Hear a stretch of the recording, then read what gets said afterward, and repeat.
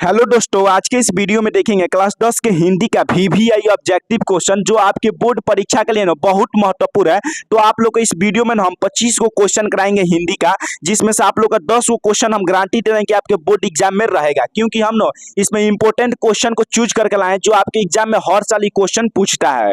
तो देखिए, पहला क्वेश्चन कर रहे हैं ना, बाबा साहेब भीमराव अम्बेडकर का जन्म कब हुआ था। बाबा साहेब भीमराव अम्बेडकर का जन्म कब हुआ था या कहाँ हुआ था। ये दोनों क्वेश्चन में से एक क्वेश्चन आपके एग्जाम में हर साल रहता है। तो इसका सही आंसर होगा ना 14 अप्रैल 1891 ईस्वी को इनका जन्म हुआ था। मध्य प्रदेश में इनका जन्म हुआ था। अगला क्वेश्चन कर रहे हैं ना, श्रम विभाजन और जाति प्रथा के लेखक कौन है। श्रम विभाजन और जाति प्रथा जो पाठ है उसके लेखक कौन है। तो उसके लेखक है ना भीमराव अम्बेडकर। उसके लेखक कौन है, भीमराव अम्बेडकर। क्या किए हैं, उसको मतलब लिखे हैं। अगला क्वेश्चन कर रहे हैं ना, सेन साहब की कार की कीमत है। सेन साहब के कार का कीमत कितना था। कीमत मतलब होता है मूल्य। तो सेन साहब का जो कार था ना उसका कीमत था 7,500। कितना रुपया था, 7,500 रुपया था। अगला क्वेश्चन आप लोग देखिएगा ना, खोखा का दांत किसने तोड़ा। जो खोखा था उसका दांत किसने तोड़ा था। तो खोखा का दांत ना मदन तोड़ा था। कौन तोड़ा था, मदन तोड़ा था। तो आप लोग को जितना क्वेश्चन हम करा रहे हैं मतलब एकदम वीवीआई क्वेश्चन है। आपके एग्जाम में हर साल इतना क्वेश्चन, मतलब 1 साल 2 साल छोड़ के हर साल इतना क्वेश्चन आप लोग के एग्जाम में पूछता है। अगला क्वेश्चन कर रहे हैं ना, अगला क्वेश्चन देखिएगा, किस गवर्नर जनरल के समय 172 दारिश नामक सोने से भरा घड़ा मिला था। मतलब किस गवर्नर जनरल के समय ना 172 को घड़ा में भरा हुआ सोना का सिक्का मिला था। तो इसका सही आंसर होगा ना वारेन हेस्टिंग्स। वारेन हेस्टिंग्स जिस समय गवर्नर जनरल था उस समय ना उसको 172 को मतलब घड़ा में भरा हुआ सोना का सिक्का मिला था। अगला आप लोग क्वेश्चन देखिएगा ना, प्लेटो और कांट थे महान। प्लेटो और कांट क्या थे। तो प्लेटो और कांट एक महान दार्शनिक थे। क्या थे, महान दार्शनिक थे। अगला क्वेश्चन कर रहे हैं ना, शाहजात वृत्तियां किसे कहते हैं। शाहजात वृत्तियां किसे कहा जाता है। तो शाहजात वृत्तियां हम लोग अनजान स्मृतियों को शाहजात वृत्तियां बोलते हैं। अनजान स्मृतियों को क्या बोलते हैं, शाहजात वृत्तियां बोलते हैं। अगला क्वेश्चन है ना, नाखूनों का बढ़ना किसका परिणाम है। नाखून का बढ़ना किस चीज को दर्शाता है, यानी किसका परिणाम है। तो इसका सही आंसर होगा मनुष्य की अंध शाहजात वृत्ति का। नाखून हम लोग का बढ़ना ना, यह किस चीज का परिणाम है। तो यह मनुष्य की अंध शाहजात वृत्ति का क्या है, परिणाम है। अगला क्वेश्चन कह रहा है, अगला क्वेश्चन है, तमिल मलयालम तेलुगु कन्नड़ भाषाएं हैं। तमिल मलयालम और तेलुगु और कन्नड़ ये कौन सी भाषा है। तो इसका सही आंसर होगा ना ऑप्शन नंबर डी, दक्षिण भारत की। दक्षिण भारत की क्या है, भाषा है। तमिल मलयालम या तेलुगु या कन्नड़ ये चारों भाषाएं कहाँ की भाषा है, दक्षिण भारत की प्रमुख भाषा है। अगला क्वेश्चन कह रहे हैं ना, परमार शासक भोज कहाँ के रहने वाले थे। परमार शासक थे ना वो कहाँ के रहने वाले थे। तो परमार शासक ना धारा नगरी के रहने वाले थे। कहाँ के, धारा नगरी के वह रहने वाले थे। तो इसको आप लोग याद रखिएगा। अगला क्वेश्चन कर रहे हैं ना, बिरजू महाराज का संबंध। बिरजू महाराज का संबंध किस चीज से था। बिरजू महाराज का जो संबंध था ना वह कथक नृत्य से था। किस चीज से था, कथक नृत्य से था।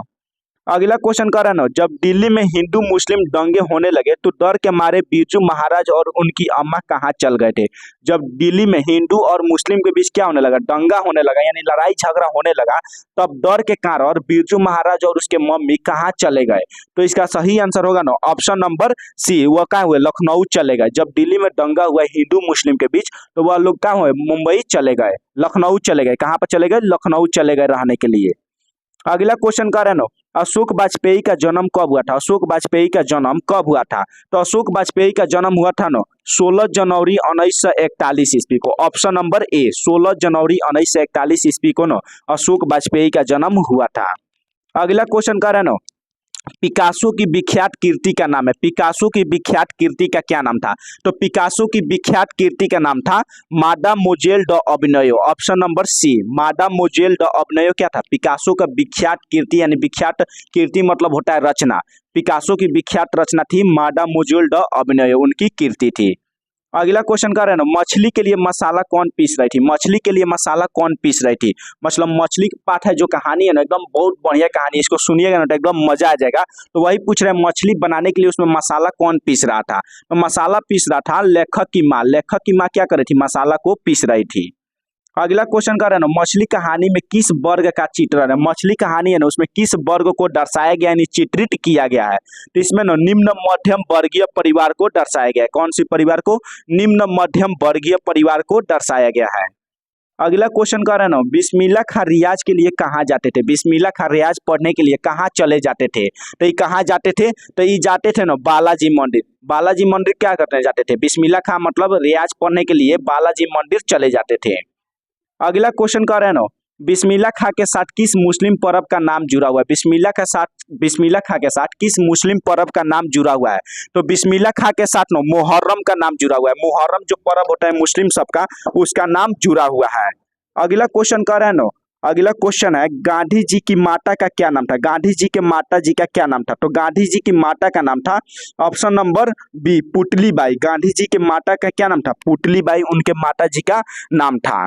अगला क्वेश्चन कर रहे हैं ना, जब भारत को स्वराज मिल जाएगा तब शिक्षा का ध्येय क्या होगा? जब भारत को स्वराज मिल जाएगा तब शिक्षा का ध्येय क्या होगा? तो शिक्षा का ध्येय हो जाएगा चरित्र निर्माण। चरित्र निर्माण क्या होगा? चरित्र निर्माण। क्वेश्चन कर रहा है जब भारत को स्वराज मिल जाएगा तब शिक्षा का ध्येय क्या होगा? तो शिक्षा का ध्येय हो जाएगा चरित्र निर्माण।